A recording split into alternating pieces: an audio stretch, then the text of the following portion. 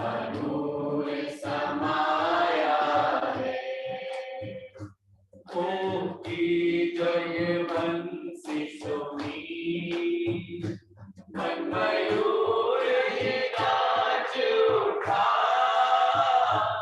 ओम की जय बंसी सुनी, मन मयूर ये नाच उठा। तेरे वचनों को सुनकर सोया मनवा जाग उठा। सोया मनवा जाग उठा। शुक्रानों में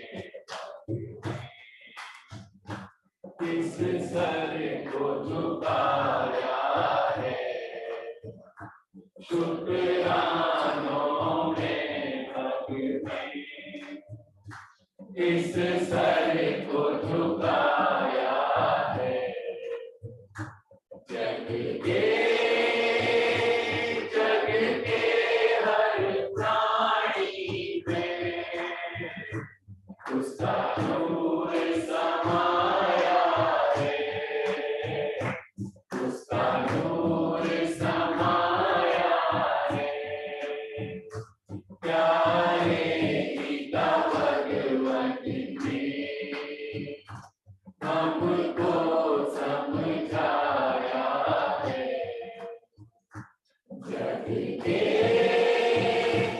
जग के हर प्राणी में उसका नूर समाया है।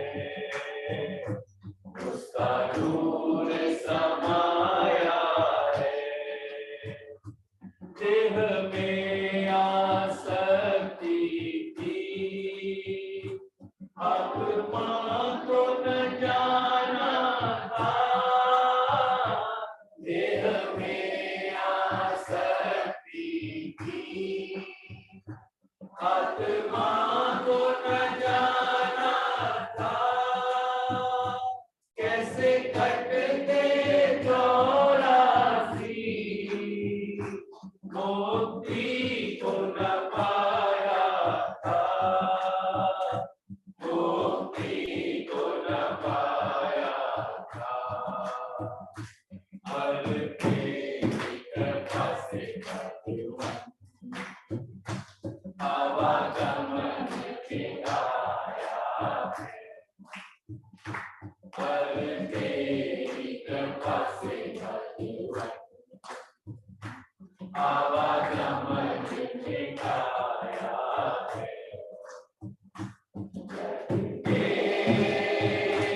जग के हर प्राणी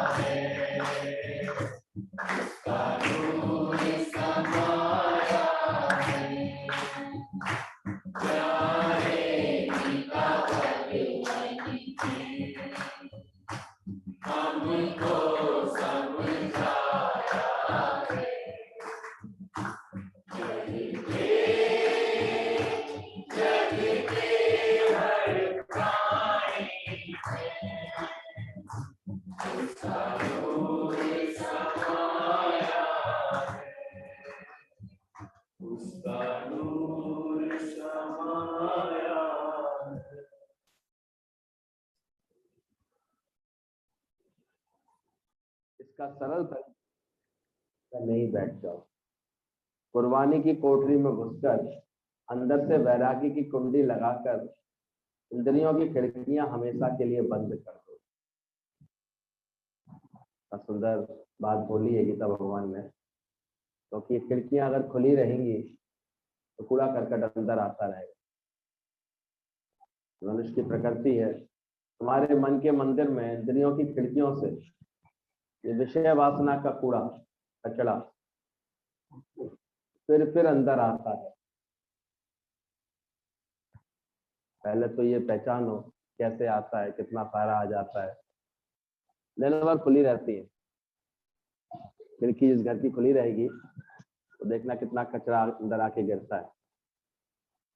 बोले ऐसे ही अगर तुम्हारे मन के मंदिर में इंद्रियों की खिड़कियां, आंखों से दृश्य, कानों से शब्द, मुख से रस, बाकी और जो इंद्रियों के द्वार हैं उनसे भी प्राय गंदगी अंदर आती रहती है। तो इसका सरल तरीका है कि रास्ते में नहीं बैठ जाओ, खाली ऐसे बैठे मत रहो बातें बनाते हुए, और कुछ उपाय करो। और उपाय बताया कुर्बानी की कोठरी में घुसकर। क्योंकि सबसे पहला जो गुरु हमको एक आकर के दिशा देता है वो देता है कुर्बानी। ईश्वर को भी प्यारी होती है कुर्बानी। इसमें तुम कुछ त्याग करने को तैयार होते हो, कुछ देने को तैयार होते हो, अपना सुख छोड़ने को तैयार होते हो, तो कुर्बानी कहते हैं। तो बोला कुर्बानी की कोठरी में घुसकर अंदर से वैराग्य की कुंडी लगा करके इंद्रियों की खिड़कियां हमेशा के लिए बंद कर दो। अर्थात ये ज्ञान का इतना जबरदस्त पहरा बैठाओ अपने ऊपर, तो तुम सफल हो जाओ कि अब इन इंद्रियों से मैं कचरा अपने अंदर नहीं आने दूंगा।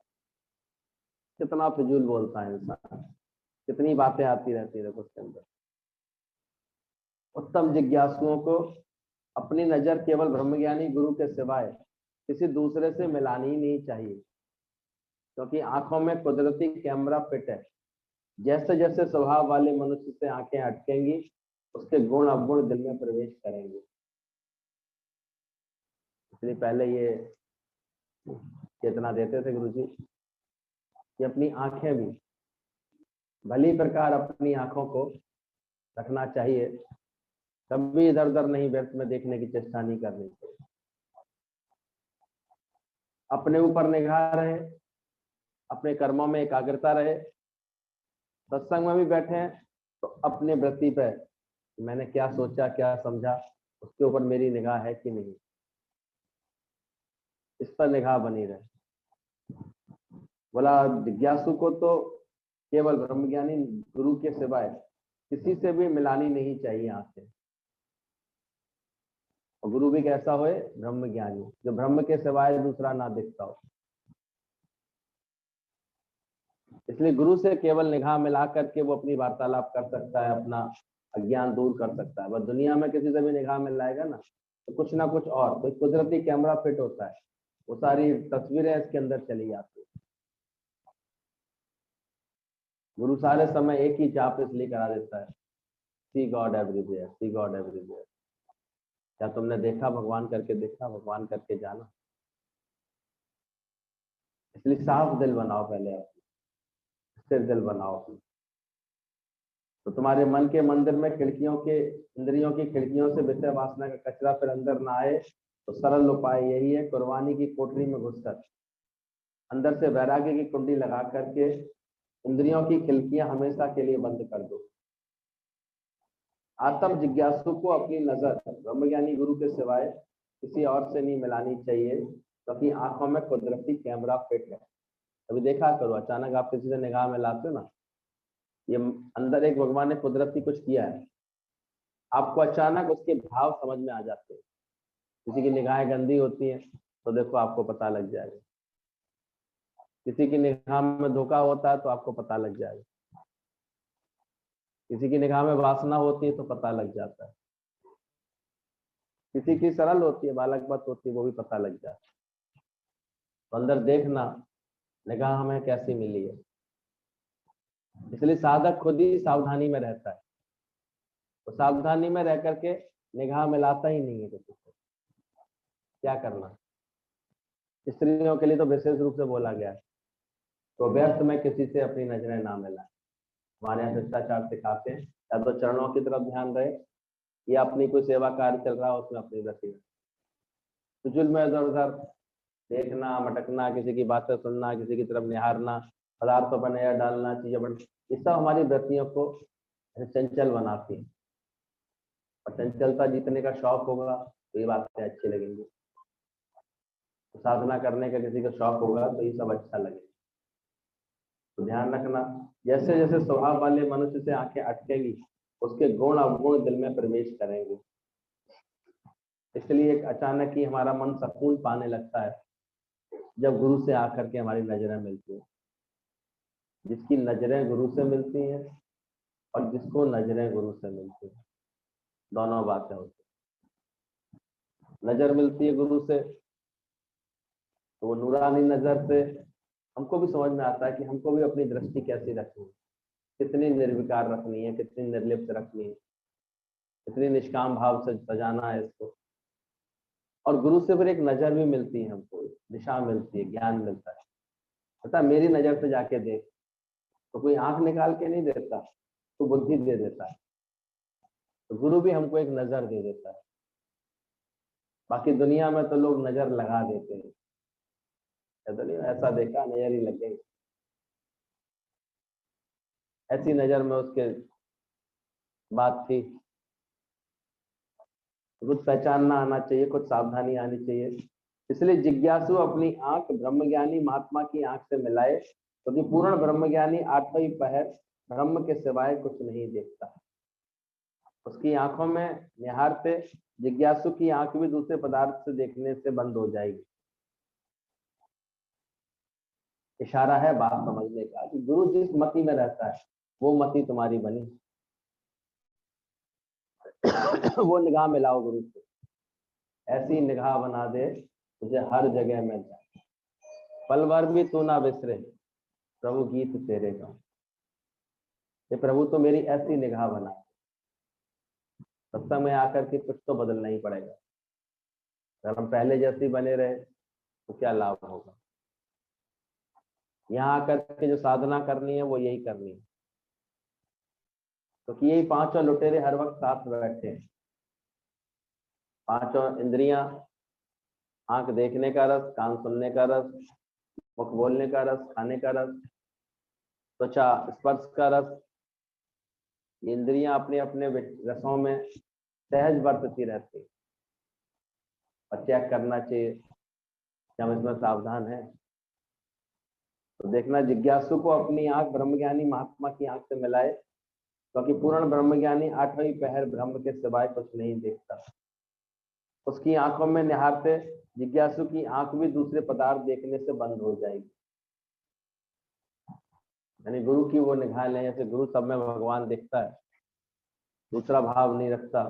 हम भी बार बार जल्दी से ये निगाह बनाए, ऐसी निगाह देखें। हर वक्त अंदर बाहर अपने साक्षात प्रीतम का दर्शन करेगा। ये दिलवर के दर्शन की प्यासी, खबरदार कहीं दुनिया के पदार्थों की चाह में दिल ललचा नहीं बैठना। साधक के लिए प्रेरणा दी है, ये प्रीतम के दिलवर के दर्शन की प्यासी ये अखियां, तो अगर हरि दर्शन की प्यासी हो गई है तो खबरदार अभी दुनिया के पदार्थों की चाह में दिल ललचा नहीं बैठना। जिन्होंने खुद ही की गर्दन कटाई है उन्हें महबूब के मिलाप की मेहंदी नसीब हुई है। समझना, ये परमात्मा से मिलाप की, महबूब के मिलाप की मेहंदी इतनी आसानी से किसी के ऊपर नहीं सजती। इसके लिए गर्दन कटानी पड़ती है, यानी अहंकार का शीश मिटाना पड़ता है। किसी भी तरह का अहंकार जब तक हम रखते हैं तब तक हम गुरु की संगत कर नहीं सकते। बार बार मन का अहंकार देखो हमको आगे पीछे करता रहेगा, कभी कुछ दिखाता रहेगा, कभी कुछ दिखाता रहेगा। तो अंदर वाला जानता है कि हमको कहाँ क्या मिल रहा है, क्या मेरी सफाई की जा रही है। जन्मों जन्मों से हम राग द्वेष करके, बैर विरोध करके, गलत चिंतन करके, गलत आसक्तियां करके कितना अपने अंदर में मैल इकट्ठा कर लेते हैं। भगवान ने दुख नहीं दिया किसी को, हमारे ही चिंतन में, हमारे ही अंदर में। आप देखो गंदगी इकट्ठी हो जाए, फोड़ा बन जाता है, तो दर्द किसको देता है? खुद को ही देता है। तो हमारी ख्याल, पुरानी बातें, इतनी इतनी बातें इकट्ठी हो जाती है माइंड में किसी किसी को, सबको लेकर के फिर उसमें कूड़ा लगाना पड़ता है, आग लगानी पड़ती है। गुरु के पास आकर गुरु कहता है, बीती साहे विसार दे, पिछली सारी बात विसार, तब तो तुम आगे की बात समझ पाओगे। ये तो इतनी ओवरलैपिंग होती रहती है माइंड माइंड में किसी को, पुरानी बातें, पुराना चिंतन, पुराना ख्याल, ये खराब वो खराब, कोई बुरा है ही नहीं। तो यहाँ बैठाल बैठाल के गुरु धीरे धीरे हमारी वृत्ति युधिष्ठिर जैसी बनाता है, अब सब बहुत अच्छा है। तो पूछा गया युधिष्ठिर से दुनिया कैसी है? बहुत अच्छी है, सब बहुत प्रिय है, सब बहुत अच्छे हैं। और दुर्योधन से पूछा गया तो कहता है सब बहुत बुरे हैं, कोई अच्छा नहीं है, कोई खराब। तो टीचर ने बता दी, द्रोणाचार्य ने समझा दिया, बोले देखो एक भाई ऐसे कह रहा है, एक भाई ऐसे कह रहा है, अंतर क्या है? क्या दुनिया में कोई अंतर है क्या? बोले दुनिया में तो अंतर नहीं है, इसकी दृष्टि में अंतर है। एक की दृष्टि सत्य से भरी हुई है, प्रेम से भरी हुई है, उसको हर जगह क्या दिखाई देगा? वो अच्छा दिखाई देगा, तो सावधान होकर रहेगा। और एक की जो है अहंकार से भरी हुई है, तो अहंकारी को तो हर जगह क्या दिखाई देगा? दोषी दोष दिखाई देंगे उसको। बोले बालक अवस्था में भगवान का पाना सोने के बराबर है, जवानी में चांदी के बराबर, और बुढ़ापे में तांबे के बराबर है। और जो तीनों अवस्थाओं में ज्ञान में नहीं आता वह तो धूल के समान है। और ये देखा गया, ये प्रैक्टिकल।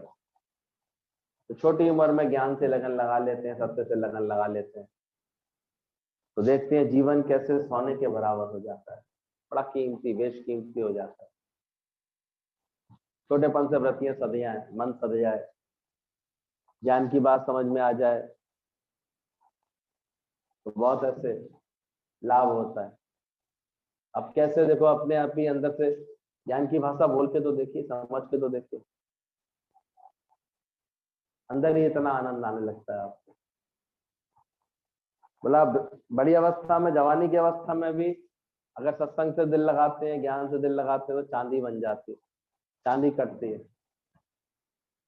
और बुढ़ापे में भी आते हैं तो भी तांबे के बराबर तो स्थिति हो ही जाती है। और जो तीनों ही अवस्थाओं में नहीं आ पाता है ज्ञान के रास्ते, परमात्मा की राह पर, उसका जीवन तो बोला गया धूल के समान। तुक्का पाए, उसके मुख पर तो थूक दो भले ही, बेकार है उसका जीवन। मनुष्य जन्म मिला, इतना अच्छा जीवन मिला, उसने परमात्मा का अनु पाया, सारा जीवन ऐसी राग द्वेष करके, बैर विरोध करके बिता दिया, बेकार गया उसका जीवन। अरे आशिक, उम्र थोड़ी है, सफर लंबा है, इसलिए जल्दी ब्रह्म की आग में पतंगे की तरह कूद पड़ो। कितना जोश भरने वाला लेटर लिखा है गीता भगवान ने। अतः एक आशिक जो आए हो तुम गुरु के दर पर, परमात्मा को पाने की चाह है, तो अभी उम्र थोड़ी है और सफर लंबा है, इसलिए जल्दी ब्रह्म की आग में पतंगे की तरह कूद पड़ो, तो जगदीश के ज्योत का जलवा देख सको। परमात्मा की जो ज्योत जल रही है, निराकार की ज्योत जल रही है, उसका आनंद तभी देख पाओगे जब तुम पतंगे के समान अग्नि में कूद पड़ो। कभी देखा है पतंगे में कैसा प्रेम होता है? जलते हुए कहीं मोमबत्ती देख ले बस फना हो जाता है। एक बार एक मच्छर मल भी आकर के पतंगों के बीच में बैठ गए कि हम भी आशिक हैं, हम भी आशिक। लोग पहचान तो रहे थे उनसे, लेकिन वो बड़ा दावा कर रहे थे हम भी आशिक। आखिर गुरु ने आज्ञा दी, जाओ जाके देख के आओ कमरे के अंदर मोमबत्ती जल रही है कि नहीं जल रही है। तब गए, वो बाहर लौट आया थोड़ी देर बाद, हाँ जल रही है अंदर। गुरु ने मारा उसको, तो अगर पतंगा होता तो वहीं उसके ऊपर कुर्बान नहीं हो जाता? लौट के बताने आया, इसका मतलब तू पतंगा नहीं है, तू मच्छर है, खामा का पतंगों की श्रेणी में आके बैठ गया। तो यहाँ भी गुरुजी कहते थे कुछ लोग तो कुर्बान हो जाते हैं, पर कोई कोई मच्छर मल होते हैं पर पतंगों से ऐसी होड़ करते हैं, हम भी गुरुजी तुम्हारे हम होते नहीं है, तो उनकी स्थिति वही होती है। फिर वो क्षमा पर, परमात्मा के ऊपर आशिक नहीं हो पाते, वो अंत तक दुनिया के ही दीवाने बने रहते हैं। उन्हें अंदर से दुनिया ही चाह रहे होते हैं वो अंदर से। तभी देखना अभी तक पूरी तरह समझ नहीं आई होगी ना, तो सत्संग के बाद उनको बात करनी है। बात क्या करनी? बात तो एक ही थी, मान के ना मान तू है भगवान। बात तो इतनी सी थी, ये सारी जगत सृष्टि परमात्मा की बनाई हुई है। अभी तुम्हारे अंदर किसी बात का राग द्वेष है, किसी दुनिया की बातें करनी है, कोई चाहना पड़ी हुई है, तो तुम्हारा अज्ञान है, उसको निकालो। तो ध्यान रखना, तुम जल्दी ही ब्रह्म की आग में पतंगे की तरह कूद पड़ो, तो जगदीश की ज्योत का जलवा देख सकोगे। जिस्म, रस्म और इस्म की कैद से छूट करके ज्योतिर्मय हो जाओ। मनुष्य इन तीन बातों की कैद में आ जाता है। एक तो जिस्म यानी देहाध्यास, देह भाव, अपने को शरीर मानता है। फिर रस में लोकारीति, लोक लिहाज, ये उसको परमात्मा की तरफ नहीं बढ़ने देती है। और फिर इश्म, अहंकार, ब्रह्म भाव का, ये भी उसको परमात्मा से मिलकर के एक नहीं होने देता। बड़ा गहरा अर्थ है इस्म, रस्म और इश्म। जिस्म, रस्म और इस्म की कैद से छूटकर गुरु इन तीनों की कैद से धीरे धीरे तुमको छुड़वाता है। रोज सुना सुना करके कि तू देह नहीं है, तू आत्म स्वरूप है, तुम्हारे अंदर जो देह भाव को लेकर के दुर्बलताएं होती है वो हटवाता है। बार बार एहसास दिलाता है तू सूर्य पुत्र है। तभी तो आकर के ये भजन गाते हैं, ये भेद सनम मुझे आज मिला, तू और नहीं मैं और नहीं। ये भेद गुरु मिटाता है। और जब तक जी भाव रहता है हम इस भजन के अर्थों को समझ नहीं पाएंगे। हाँ, दिल में जो पर्दा गफलत का, वो झोंके इश्क से दूर हुआ। गफलत का पर्दा था, वो परमात्मा के प्रेम रूपी झोंके से दूर होना चाहिए। फिर राम सनम से ये कहने लगा तू और नहीं मैं और। ये जुदाई का भरम हम कब तक सहना चाहेंगे? जल्दी कहते सत्संग में जब आते हैं, लगन से बैठते हैं, तब कहीं जाकर के गुरु ये बात हमारे दिमाग में बैठाल पाता है कि तू परमात्मा से मिलने आई हो। तुम्हारा aim of life peace of mind है, तुम्हें वास्तव में परमात्मा से मिलना था, वो तुम्हारा लक्ष्य था। तुमने तो व्यर्थ में अपना जीवन भटका दिया, इतना व्यर्थ में भटकते रहे, इतना कहाँ मिलेगा तुमको परमात्मा? तो मम्मी बहुत अच्छा बता रही थी कि एक संत जी सत्संग सुनाया करते थे, ईश्वरी आनंद में सदैव रहते थे, परमात्मा के प्रेम में रहते थे। अचानक एक दिन एक इंटरव्यू लेने वाली आ गई। अब वो दुनियावी बुद्धि से बात कर रही थी, क्या आप भगवान के दर्शन करा देंगे? सोच रही थी मैं भी विवेकानंद की तरह पूछ लूं उनसे। वो मुस्कुरा दिए, वो जानते थे, पहचानते गए थे। बोले हाँ करवा सकता हूँ। तो क्या आप मुझे करा सकते हैं? बोले लेकिन इससे पहले मुझे तुम्हारी परीक्षा लेनी होगी। बोले तो बताइए क्या करना होगा? बोले ऐसा करो, एक गोला खींचो और उसमें उन 5 लोगों के नाम लिखो जिनको तुम प्रेम करती हो। उसने सोचा ठीक है लिख देती हूँ, मुझे क्या दिक्कत है। उसने जल्दी से अपने माता पिता का नाम, अपनी बहन का नाम, अपने भाई का नाम, अपनी दोनों बहन का और भाई का नाम लिख दिया। गुरुजी बस देख रहे थे उसने क्या क्या लिखा। कहते हैं भाई ऐसा कर, इसके बाहर एक और गोला खींच, अब उसमें जिन 5 लोगों से तू और प्यार करती है वो लिख दे। उसने तुरंत लिखना शुरू किया, चुन चुन के अपनी सहेलियों का नाम लिख दिया, मौसी का नाम लिख दिया, मौसी की बेटी का नाम लिख दिया, तो लिख दिया। फिर गुरुजी ने कहा एक और खेल, गोला खींच, खींच के देखना आज, सच्चे दिल से लिखना अभी और किससे प्यार कर। फिर उसने 2 3 4 नाम और लिख दिए जिनसे मन प्रेम था, दोस्ती थी, जिनसे दिन भर आदमी कॉल करता है, बात करता है, जिनके चिंतन में रहता है तो लगता है कि प्यार है बड़ा, वो लिख दिए। गुरुजी मुस्कुराए, कहते बहना लौट जाओ, मैं तुमको भगवान का दर्शन नहीं करा सकता, मैं तुमको परमात्मा से नहीं मिलवा सकता। बोले क्यों, क्या हुआ? अभी तो आप दावा कर रहे थे। बोले दावा तो मेरा सही था, पर मैंने चेक तो कर लिया ना, मैंने 3 चांस दिए तेरे को। तो किसी भी खाने में भगवान का नाम तो लिखती, कहीं तो लिख देती। 3 बार मैंने लिखने के लिए बोला, पर एक बार भी तेरे को ये नहीं लगा कि मेरा परमात्मा से प्यार है। जब है ही नहीं प्यार तो वो कैसे मिलेगा? ये अंदर से विचार करने वाला प्रश्न, क्या वास्तव में है? होगा तो ध्यान रखना, बंदा मुड़ मुड़ करते रहे, आप उसको और कहीं जाने का मन ही नहीं करेगा। वो तुरंत से तुरंत वो कैसा भी उपाय करेगा, लेकिन मेरा सत्संग ना छूटे, मेरा ज्ञान ना छूटे। ये घड़ी मेरी सुहानी है जो मुझे सत्संग में मिलती है। लेखे में यही घड़ी, बाकी दिन बर्बाद, ऐसी भावना से भर जाएगा और अपनी लगन बढ़ाएगा। वो जानेगा क्या है, तन मन धन तो फिर भी बहुत थे, पहले भी बहुत थे, आगे भी बहुत मिल जाएंगे। गुरु मसे मसे मिलता है, गुरु बड़े मुश्किल से मिलता है। इसलिए वो पहले ये कार्य करेगा। वो जिस्म की, रस्म की और इस्म की कैद से छूट करके ज्योतिर्मय हो जाएगा।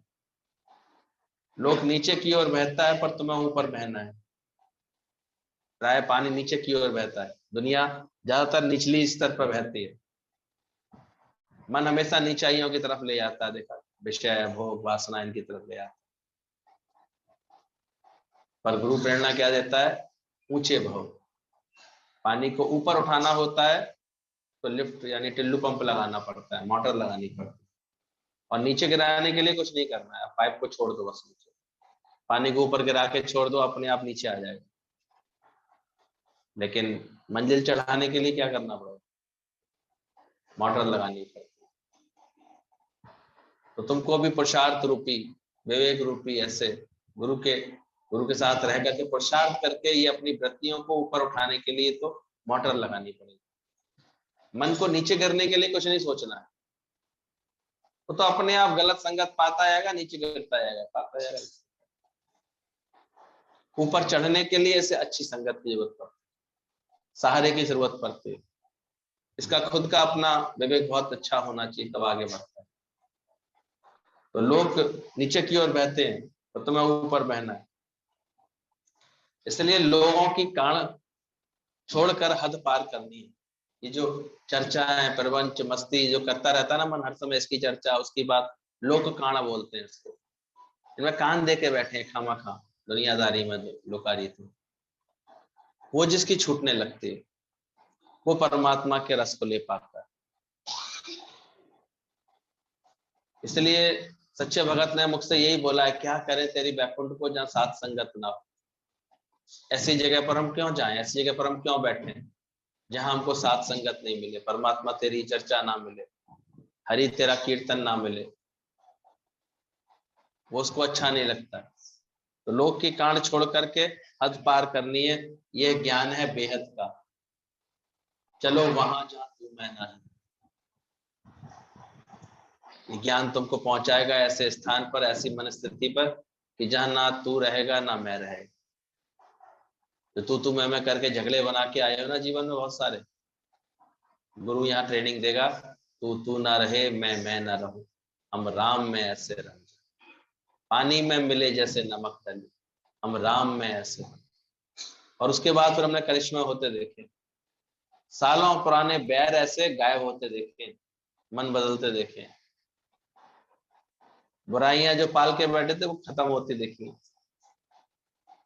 बस धीरज रखना पड़ेगा, मन शांत करना पड़ेगा, क्योंकि बिना ज्ञान के तो हमको यही नहीं पता हमारी कौन कौन सी आदतों से, हरकत से, हमारी स्वभावों से दुनिया परेशान है।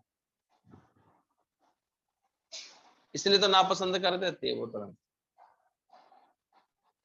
पर हम फिर भी सिद्ध करने में लगे रहते हैं, आई एम राइट, मैं सही हूं, मैं सही हूं। इसलिए गुरु के दर पर आकर के सबसे पहले ये मैं गुरु निकलवाता है। अब तुम नहीं हो, है ही भगवान। तो चलो वहां जहां तू मैं नहीं। लोक प्रचार छोड़ करके, प्रपंच छोड़ करके, स्वामी साहब कहते हैं कि वे गहरी नींद में सोते हैं, लोगों की आवाज तो हवा में उड़ गए, हमें लगते कहाँ है।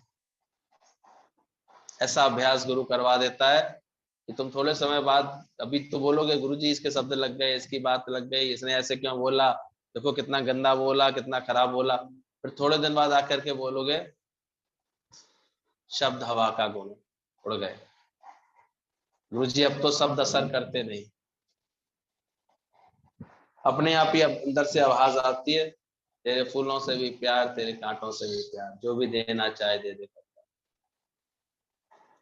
इतना गुरु हमें शब्दों से और दृश्यों से ऊपर उठा देता है। लोगों की आवाज में तो हवा में उड़ जाती है, हमें लगते कहाँ है। बोले स्वामी साहब कहते थे कि मैं गहरी नींद में सोते हैं, लोगों की आवाज तो हवा में उड़ जाती है, मैं हूं ही नहीं तो फिर लगता किसको है। दूसरा तो उद्यम कोई नहीं है, सबसे बढ़कर के पुरुषार्थ यही है, मैं हूं ही नहीं। ना मैं तन ही रहा, ना मैं मन ही रहा, सदगुरु मिलने से क्या हुआ, झगड़ा खत्म हो गया। अरे बताओ तुम्हारे झगड़ा खत्म हुआ अभी तक अंदर का? क्या अभ्यास किया है? अभी जिन जिन से भी झगड़े पड़े हुए खत्म हुए हैं, तो बनाए रखे हैं तुमने? कैसे परमात्मा को पाओगे झगड़ा बना रखा?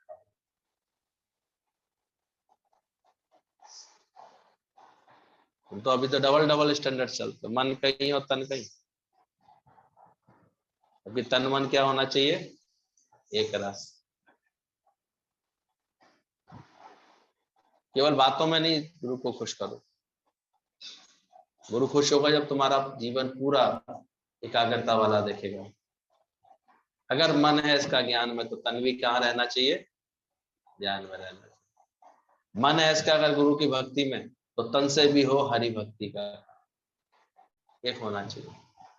तन मन एक रस, तो सिमरन कहिए सो, राम जपत राम ही राम, आप विसर्जन। ये हंसी दिल्लगी ना लगे, ये ज्ञान जो है ये लगे मेरे जीवन गढ़ने के लिए। हमेशा ये पश्चाताप के आंसू रो रहा हो मन कि तुमको पहले ही इतना गंवा के आए, पहले ही इतना बिगाड़ के आए, और हमेशा गुरु का शुक्राना निकल रहा हो कि शुक्र है गुरु तुमने बचाया, शुक्र है। दूसरा तो कोई और उद्यम यहाँ करना नहीं, सबसे बढ़कर के यही पुरुषार्थ है। जब हम कहते हैं मौन रखो, तो फिर खाना कैसे खाता, यह अहंकार है। आपने मौन रखने की कह दी थी, हम खाना कैसे खाता? अब बताओ, बेतुकी बात है ना।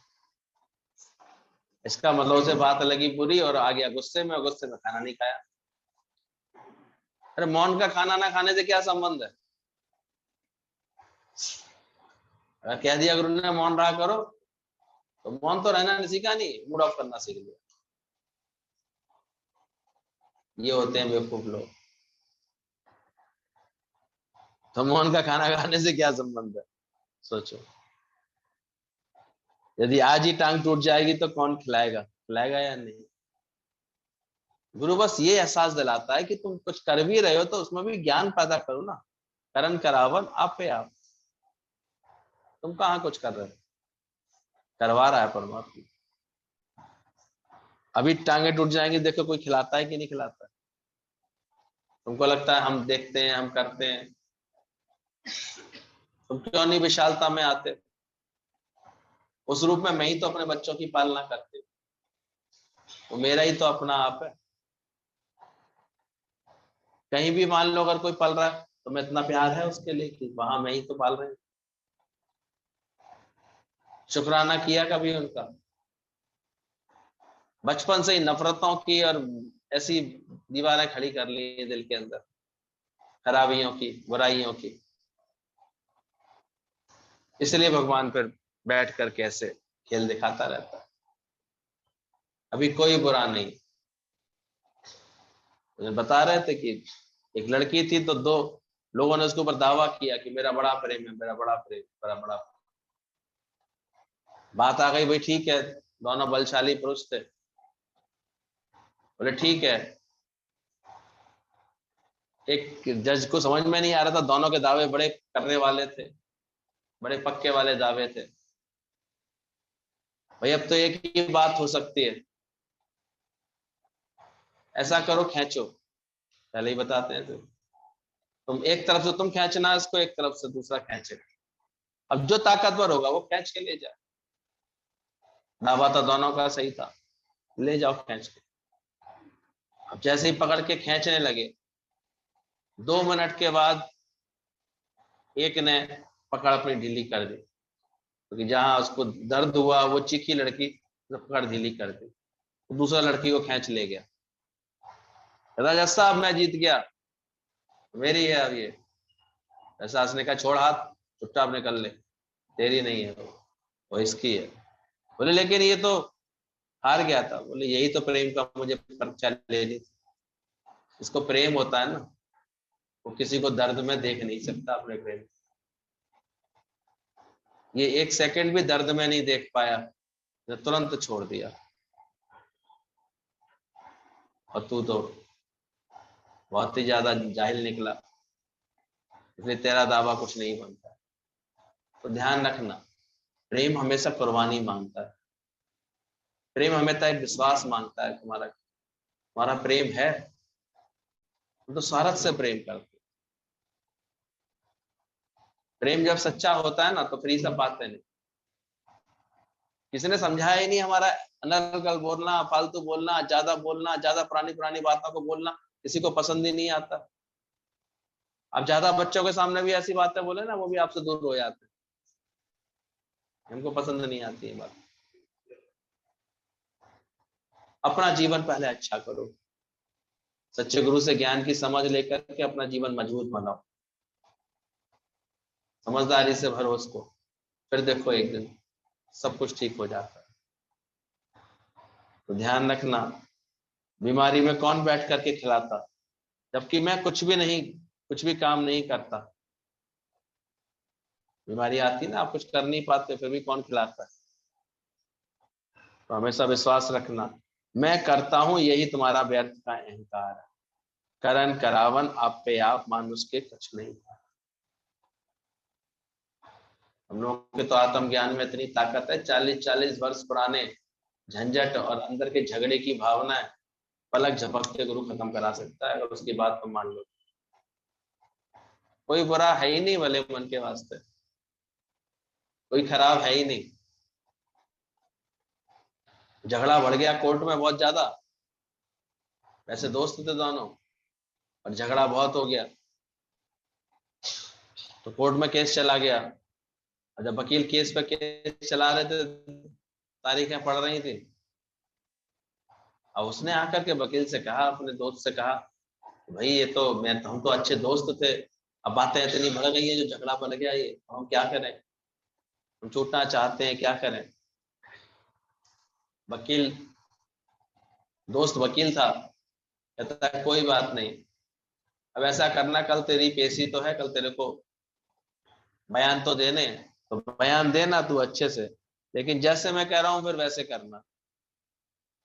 सारी बात जो बाकिया तूने पहली रिपोर्ट में लिखाया है वो पूरा का पूरा बोल देना, फिर तो केस बन जाएगा, बोल देना, चिंता नहीं, फिर जैसे कहूं मैं वैसे कहना। उसने पूरा वाकया सुनाया।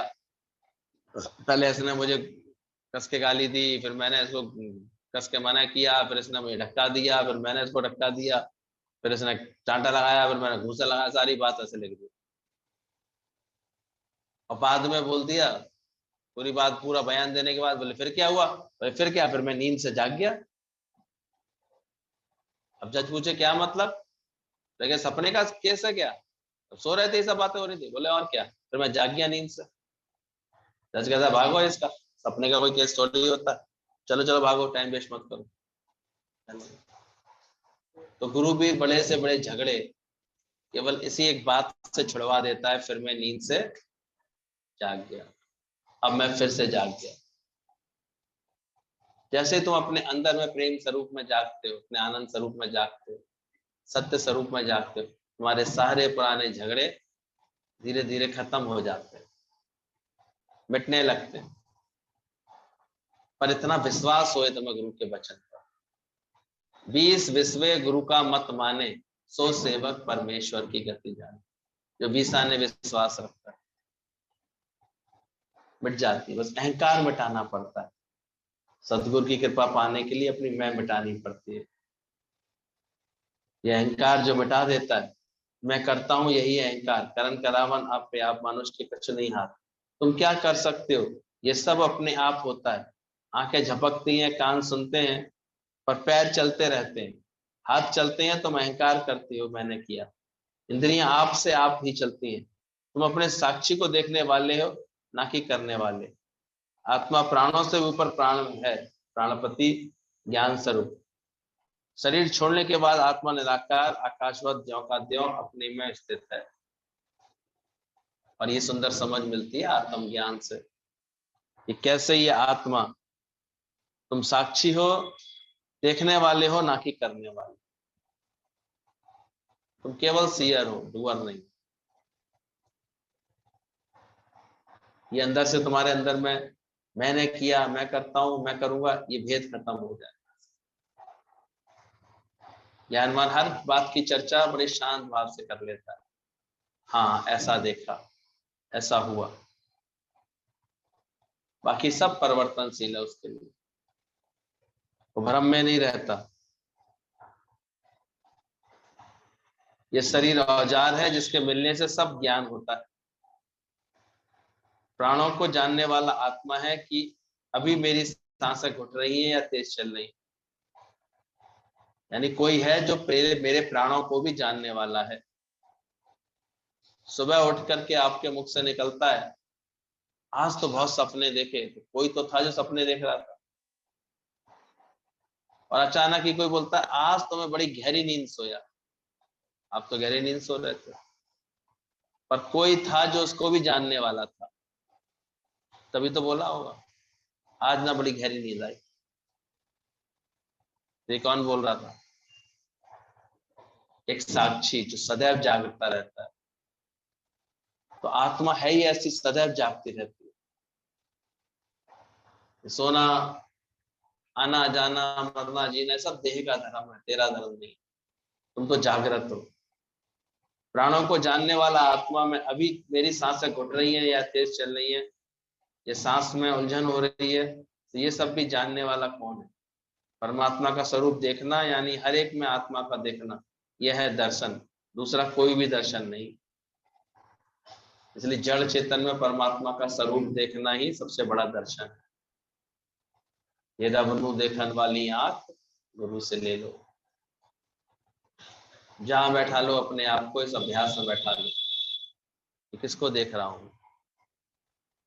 अभ्यास करो। ये तो उम्र निकल जाएगी शिकायतों में, उम्र निकल जाएगी सारे समय कहने सुनने में, ये ऐसा है, ये ऐसा है, ये खराब है, ये बुरा है।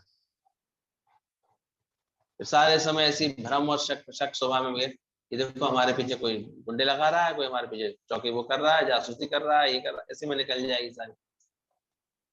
कर रहा है ना, अच्छा है, इंपॉर्टेंट है, इसलिए कर रहा है। पॉजिटिव तरीके से सोचो। हमारी कदर है उसको इसलिए कर रहा है, हमारे लिए केयर है इसलिए कर रहा है। तो परेशान क्या होना। सत्संग जब समझ में आ जाता ना, तो सारी बातें खत्म हो जाती। और इधर सजे उधर बजे। तो तुम अपने अंदर से मन साफ करने लगते हो, प्रेम करते हो हर एक से, तो धीरे धीरे सबका मन साफ हो जाता है। समझ रहे हैं बात को? ऐसा दर्शन करो। ज्ञान मिलने के बाद अंदर की एक तपस्या शुरू करना। हमारे यहाँ तन की, मन की, वाणी की और शरीर की एक तपस्या बताई गई है, कर्मों की। तो सावधानी से करते रहना चाहिए। तपस्या मतलब कुछ तप जाए। कोई चीज जब तपती है तभी अच्छी लगती है, शुद्ध होती है तपस्या से। खाना भी गर्म अच्छा होता है, लोचदार होता है, रखा हुआ बासी हो जाता है, कड़ा हो जाता है। तो तपस्या होती है जीवन में, तो जीवन भी अच्छा लगता है। तो बोले मन की तपस्या बोली गई है, मन में संकल्प विकल्प ना चले। आ जाते हैं, कोई बात नहीं, और उनको महत्व मत दो। स्थिर तत्व आत्मा को महत्व दो। फिर धीरे धीरे देखोगे वो सब गायब हो जाएंगे। बाकी संकल्प विकल्प उठना इस मन का सहज धर्म है, स्वभाव है। पर ज्ञानी ने जैसे इसके आगे ज्ञान का दीपक जला दिया, वो जानता है, इसलिए वो बार बार ऐसी संगत करता है, ऐसे गुरु के संग बैठता है, धीरे धीरे दृढ़ हो जाता है उसका मन, गुम हो जाता है, फिर उसको संकल्प विकल्प नहीं चलते। तो संकल्प विकल्प ना चले मन में, ये मन की तपस्या करो। कोई ख्याल ना चले, कोई बात ना चले, आए तो अच्छे संकल्प आए, बुरे संकल्प नहीं आए। अच्छा ही होगा, सब ठीक ही हो रहा है, गुरु ने सब ठीक ही किया है, लेकिन अचानक ही उल्टा संकल्प आ जाता है, कहीं ऐसा हो गया तो, बात नहीं बनी तो, बात बिगड़, वो परेशान करते। इसलिए धीरे धीरे संकल्प विकल्प का त्यागी, ये अर्जुन मुझे प्यारा, त्याग देता है। मन में किसी के लिए भी बुरा ना सोचे, ये मन की तपस्या है। कोई बुरा नहीं है, अरे राजी हैं इस बात में कि बुरा सोचते रहेंगे अभी भी? ध्यान रखना, वो जवर है, वो तुम्हारी क्या दुर्दशा करने वाला है। और सोचो गलत, और सोचो बुरा, क्या हालत होगी। तो मानसिक मानसिक तपस्या क्या करनी है? किसी के लिए भी बुरा ना सोचें। तीसरी मन की तपस्या है, सदैव कैसे रहें? प्रसन्न चित्त। कैसे रहें? अभी नहीं रह पा रहे हो तो बाद में क्या रहोगे? रहते हैं। अरे कोई शुक्राना है अंदर से? शुक्राना नहीं आ रहा होगा तो मुस्कुरा नहीं पा रहे होंगे। अब 8-10 लोग मुस्कुराए केवल। सदैव कैसे रहना चाहिए? कोई कोई तो सोच रहा है इतनी मुसीबत है मेरे ऊपर, ये कह रहा है मुस्कुराओ। कैसे? तो ये मन की तपस्या करना सीखो। हर वक्त प्रसन्न चित्त रहना, ये मन की तपस्या है। अच्छाइयों में, भलाई में मुस्कुराए तो क्या फायदा? कितनी भी विपरीत परिस्थिति चल रही हो, बातें चल रही हो, ज्ञानवान को आर्ट होती, उसमें भी क्या करता है वो हर हालत में मुस्कुराता है। वाह भगवान, वाह, बहुत अच्छा किया भगवान। शक शुबा ना करें, यह है मन की तपस्या। मन में किसी बात का शक ना रखें, शुबा ना रखें। कभी कभी कितनी बातें ना अपने मन गलत बनाते हैं, मन में धारणाएं इतनी बना लेते हैं, फिर वैसे ही में दिखने लगता है, वैसे ही मन सोचने लगता है। क्या करें? जब गुरु के संगत में बैठते हैं तो शक शुबह सारे खत्म होते हैं। कितनी जल्दी शक कर लेते हैं, घर में चीज मिली नहीं, नौकरानी ले गई होगी, नौकरानी ले गई होगी, फिर थोड़ी देर बाद खुद ही ढूंढते हैं, मिल जाती है, फिर अपना पे शर्म आती है, अरे बेकार सोचा, बेकार सोचा। नहीं होता है? कितना शक पाल के चलते हैं। कहाँ गया हुआ इस समय? कितने लोगों के घर बर्बाद हो रहे हैं शक के कारण। हम कहाँ गए? किससे मिल रहे हैं, किससे? अरे जाने दो कुएं में, तुम्हें क्या लेना दे, जो करेंगे सो भरेंगे, तो क्या भया उदास। पर शक ने तुम कितना जीवन लोगों का बर्बाद करता है, शक और फिर शुभ। लेकिन जो परमात्मा की राह पे आ जाते हैं, अपना मन परमात्मा की तरफ लगा लेते हैं, वो छूट जाते हैं शक शुभ से, फालतू की बात। किंतु परंतु शक सुबह ये बहुत मन को ऐसे विचलित करते हैं। और ज्ञानवान को पक्का पता है सब है ही परमात्मा। भगवान वही करेगा जो मेरे लिए बहुत अच्छा हो। इससे हर बात में भलाई दिखाई देती है। मन को हर विषय से हटाना, ये भी मन की तपस्या है। शब्द स्पर्श रूप रस गंध के साथ मन उसमें लिपायमान ना हो जाए, जानने वाला जरूर बन जाए क्या क्या शब्द है, विषय कौन से थे, पर उसमें लिपायमान ना। ये मन की तपस्या है। सर्व की भलाई के लिए जीवन हो जाए, ऐसी निष्काम प्रेरणा अंदर भरे कि सारे समय मन में क्या ख्याल आए, चलो किसी को सुख दे करके आए, किसी को प्रेम दे करके आए, किसी का मन अच्छा करके आए, तुम्हारे किसी व्यवहार से किसी का मन तो नहीं बिगड़ रहा, ये चेक करते रहे। तो सर्व की भलाई में जीवन होना चाहिए। बैठे बैठे किसी को सुख पहुंचाने के ख्याल आए,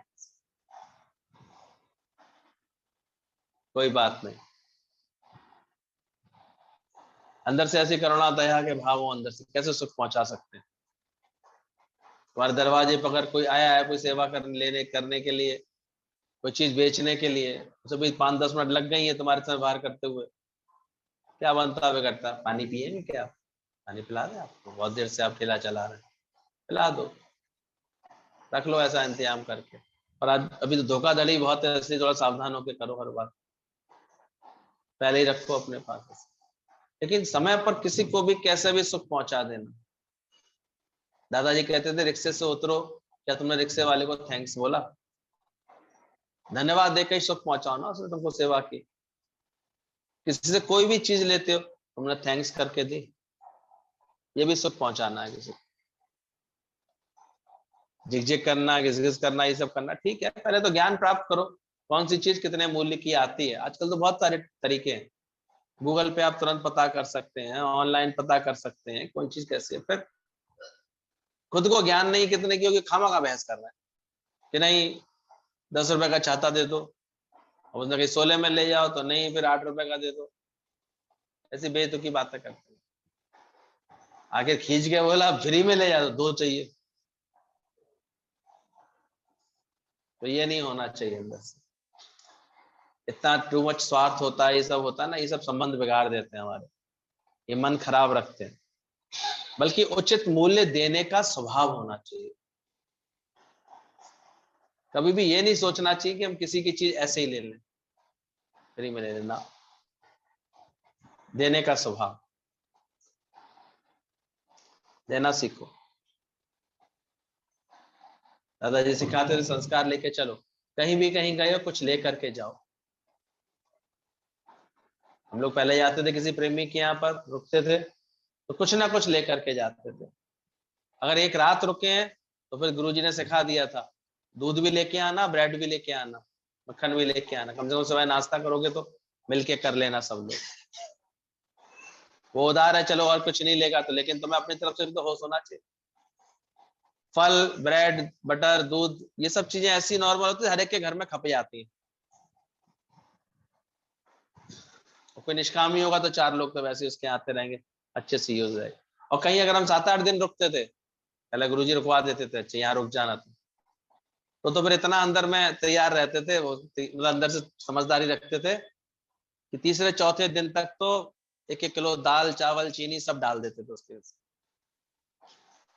ताकि, और वो भी फिर ऐसे घर की तरह हमको रहाते थे, अरे लगता था जैसे हमारा बच्चा आया है कोई, और उनको पता भी नहीं चलने देते थे, दिखावे भी नहीं थे, कब डालते थे वो खुद समझ जाते थे। बोले गौरव फिर तुमने बदमाशी कर दी, तो समझ जाते थे, बोले नहीं अंकल, फिर बड़े प्रेम से रहते थे, उल्टा सेवा करके और मजा आता था उनके संग रहने।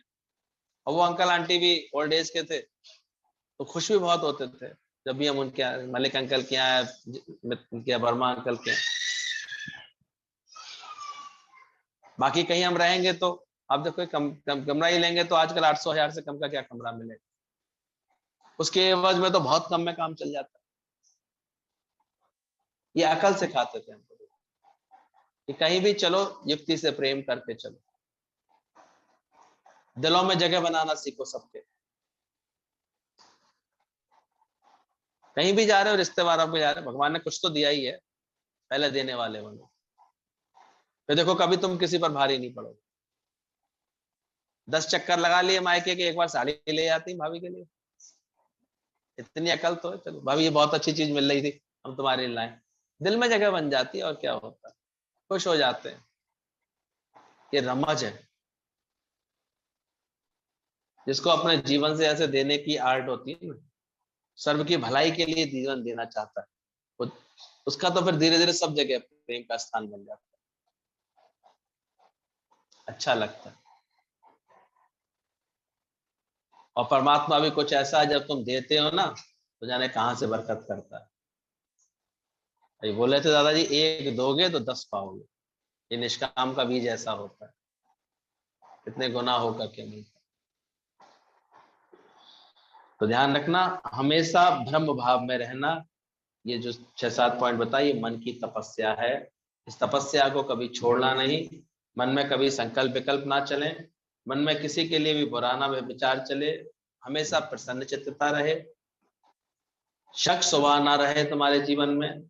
मन को हर विषयों से हटाने का शौक हो, सर्व की भलाई में जीवन रहे। और अंत में क्या बोला? हमेशा ब्रह्म भाव में रहे। तो ऐसी मन की तपस्या करने का शौक है कि केवल सुन रहे हैं?